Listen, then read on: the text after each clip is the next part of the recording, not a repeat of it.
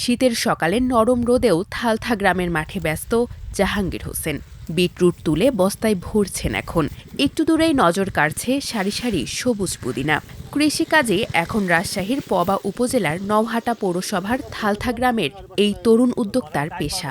এটি এখন তার নেশাও। ২০২১ সালে চাকরি ছেড়ে এই মাঠকেই আপন করে নিয়েছিলেন জাহাঙ্গীর।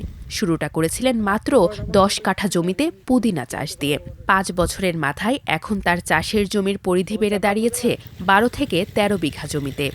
আসলে আমি যখন চাকরি করতাম আমি বেতন পাতো ১৫-১৬ হাজার টাকা। তাতে ১৫-১৬ হাজার টাকা একটা সংসারে সামান্য, তেমন কিছু না। আমাকে ১০ টাকা খরচ করলে আমাকে হিসাব করে খরচ করতে হতো। যে আমি ইচ্ছা করলেও আমি কোথাও ৫০ টাকা খরচ করতে পারবো না, কারণ আমার চাপ আছে, সংসারের চাপ একটা মাথায়। সে থেকে আমি চিন্তা করলাম আমাকে বিপরীত কিছু করতে হবে।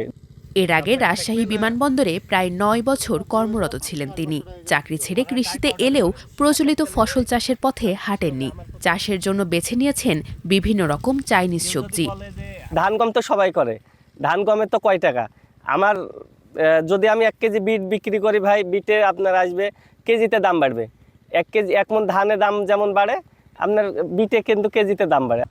সব ফসল একসঙ্গে চাষ না করে ধাপে ধাপে বাজারে আনেন জাহাঙ্গীর। এখন বিটরুটের মৌসুম।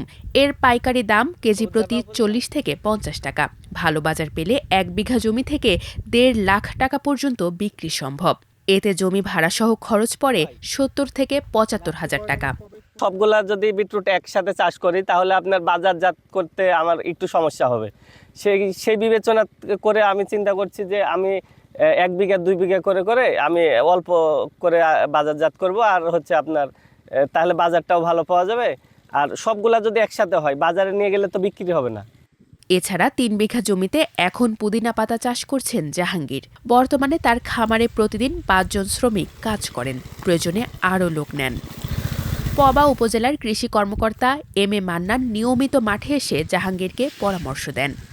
যেটা সচরাচর কেউ করে না, উনি সেটা করতেছে। যেমন হলো বিটরুট, এটা একটা হলো খুব বেশি প্রচলিত না, কিন্তু উনি করতেছে। তারপর লেটুস পাতা, এইসব, অর্থাৎ উনি এইগুলি বাজারজাত কিন্তু উনি নিজেই পথ বেছে নিয়েছেন এবং আমরা তাদেরকে বিভিন্ন পরামর্শ দিয়েও তাদেরকে সহযোগিতা করতেছি আর কি।